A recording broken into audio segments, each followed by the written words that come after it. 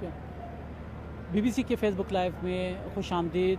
मैं हूँ रियाज सोहेल। इस वक्त हम जहाँ पर पीआईए का तैयारा क्रैश हुआ है वहाँ पे मौजूद हैं और यहाँ पर रेस्क्यू ऑपरेशन जारी है और यहाँ से जो है ना ज़ख्मियों को मगर ज़्यादातर जो मैयतों को लाशों को निकाला जा रहा है। फायर ब्रिगेड के अमले ने भी भरपूर कोशिश की है कि जो तैयारे को गिरने के बाद आग लगी थी और उसको कंट्रोल पाया जा सके।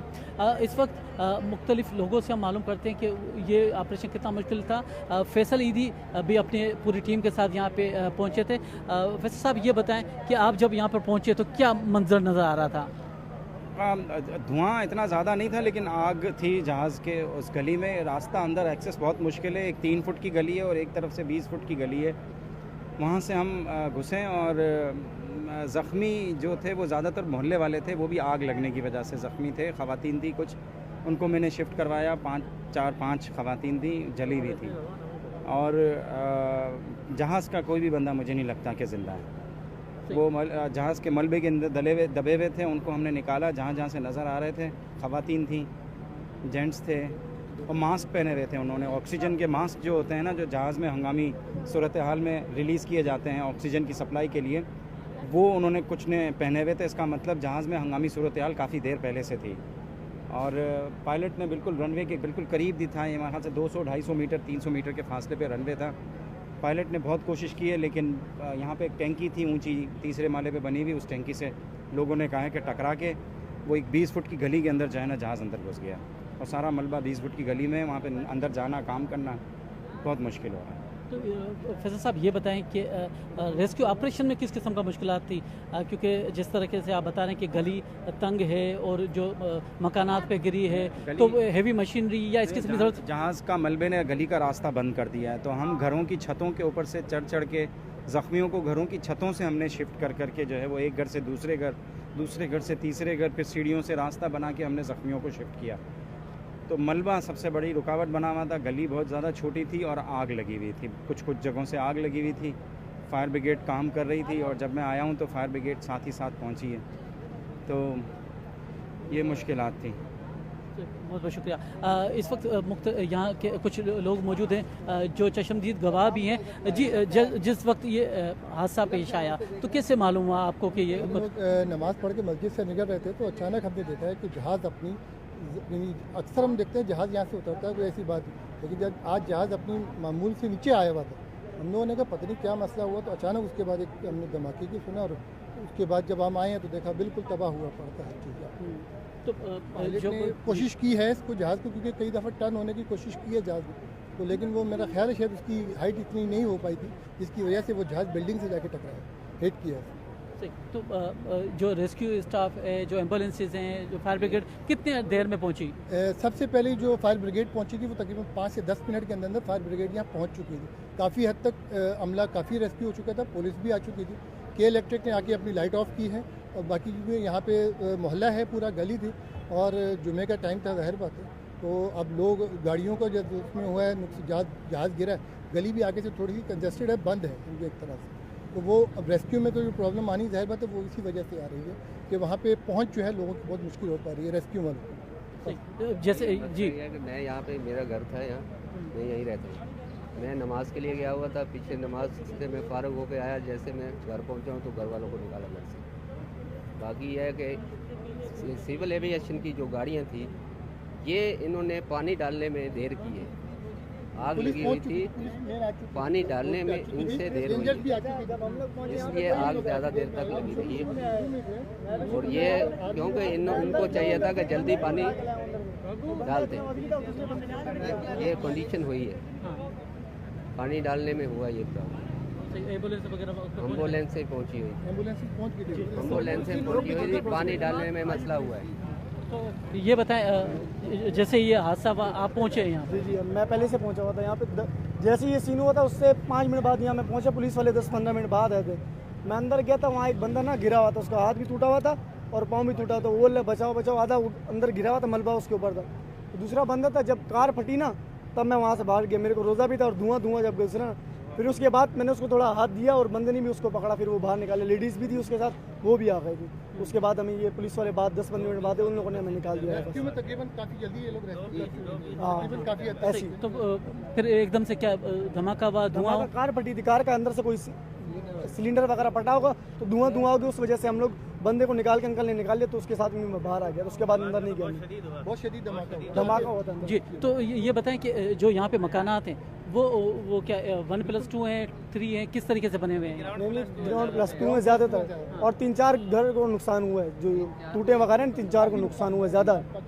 अंदर जो फैमिलियाँ वगैरह थी उनको भी हुआ है। सही, क्या नाम है आपका? रामरान। रामरान जी, ये मुख्तलिफ यहाँ के रहायशी जो हमें बता रहे थे कि इस वक्त सूरत हाल क्या है। ये जगह की हम आपको बताएं कि एयरपोर्ट से और इस मॉडल कॉलोनी के दरमियान में एक एयरपोर्ट जो सड़क है, और जो मलिर कैंट का गेट नंबर 5 है, उससे अगर आप सुपर हाईवे की तरफ जाएंगे तो सीधे हाथ पर यहाँ पर ये रास्ता आता है, जहाँ की ये मुख्तलिफ गलियों में यहाँ पे मकामी सिविलियन आबादी है, और जहाँ पर ये आज ये तैयारा गिरा है। ये काफ़ी गुंजान आबादी है, और यहाँ से जब तैयारे हैं वो काफ़ी निचली परवाज़ पर गुजरते हैं, क्योंकि आगे से सिर्फ कुछ 100 किलोमीटर, सिर्फ 100 मीटरों पर ये है मौजूद है जहाँ पर ये लैंडिंग होती है। तो आज भी मामूल के मुताबिक ये जो लाहौर से परवाज़ आई थी वो लैंडिंग कर रही थी। जैसा फैसल ईदी ने बताया कि लोगों को मास्क पहना हुआ था, इससे ज़ाहिर होता है कि इमरजेंसी उन्होंने का ऐलान कर दिया था।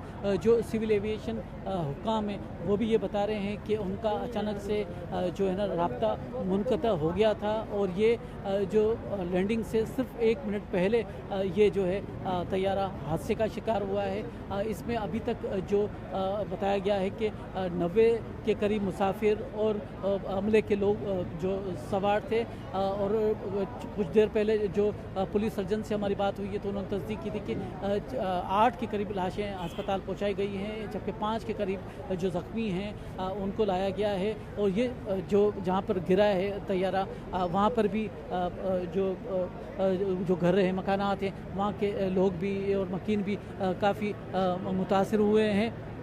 अभी तक यहाँ पर जो हेवी मशीन नहीं आई जो मलबे को उठाए, बड़ी तादाद में आर्मी कैंट का इलाका बराबर में है, तो जो आर्मी के जो एहलकार हैं वो बड़ी तादाद में यहाँ पहुँचे हैं। उसके अलावा एम्बुलेंसेस, फायर ब्रिगेड अमला पहुँचा है। और यहाँ पर जब जो एम्बुलेंस ड्राइवर से हमारी बात हुई, फायर ब्रिगेड ड्राइवर से बात हुई है, तो उनका ये कहना है कि तंग गलियाँ हैं, रास्ता जाम हो गया, इस वजह से जो रेस्क्यू ऑपरेशन में काफ़ी मुश्किलात का सामना करना पड़ा था। और यही बात जो सूबाई वज़ीर इत्तलाआत नासिर शाह, उन्होंने भी बताया कि लोगों की भी एक बड़ी तादाद यहाँ पर पहुँच चुकी है, जिस वजह से भी रेस्क्यू ऑपरेशन में मुश्किलात आ रही हैं। यहाँ पे के इलेक्ट्रिक ने अपनी लाइनें मुनक़ता कर दी हैं, और यहाँ से जो करीबी ये हादसे की जगह है जहाँ से मैयतों को लाया जाता है और फिर एम्बुलेंस में डालकर मुख्तलिफ अस्पताल में पहुँचाया जा रहा है। और अभी तक